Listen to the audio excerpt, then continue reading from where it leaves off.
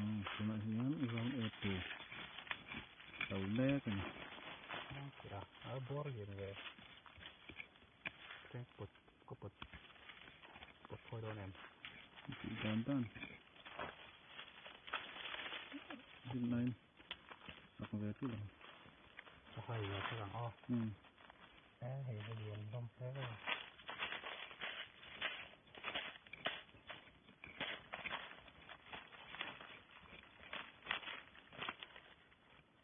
Lúc thế chuột rất về rồi không?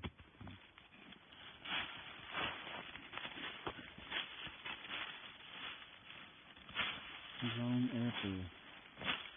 tây thì ép từ này nên ăn được rồi. Ép từ rim ăn về được bốc à mà rồi chú lấy lắm ạ. Tiếng hiền mà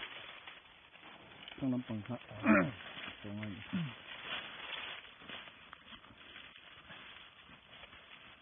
Thấy cái xéo tắc như từ đó ngoài Vì mà tắc mấy ram đậu bốc à ram đậu mắc thì hiện đủ thứ sắm chân hết tiết cần hàn chậu chua hi ni à hàn phâu lệ sắc kia là thế mình vui đậu xe cho ta xuân chúng em mình mà ba ngày ai hiền ni hàn phâu lệ đậu sắc hàn chúng giàu cần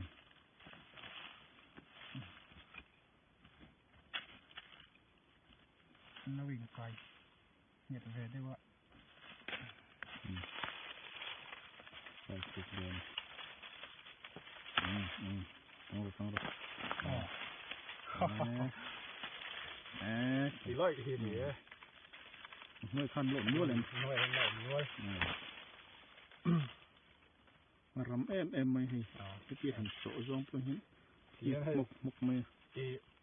cái tăng khát lên rồi một phải là vâng ạ ni này nó cái em hiện tiền hay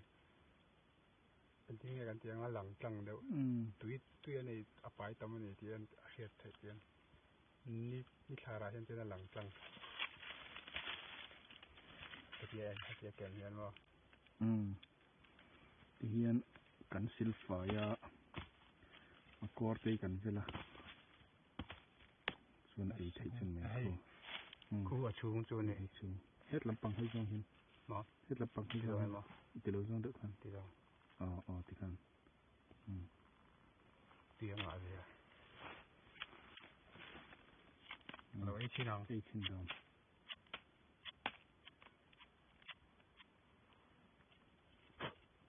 รำเลยจะช่วยจบแล้วเราเต้นน้ำเลย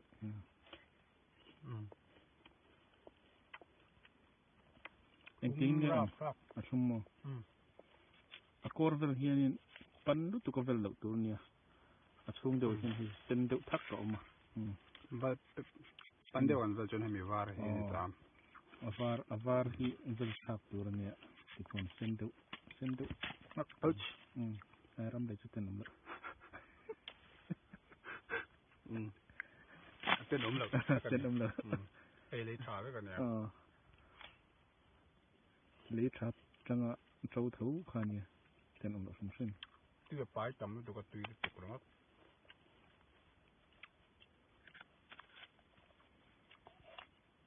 ตุยแม่ก็ไม่ริมุดมุกบังมุนะ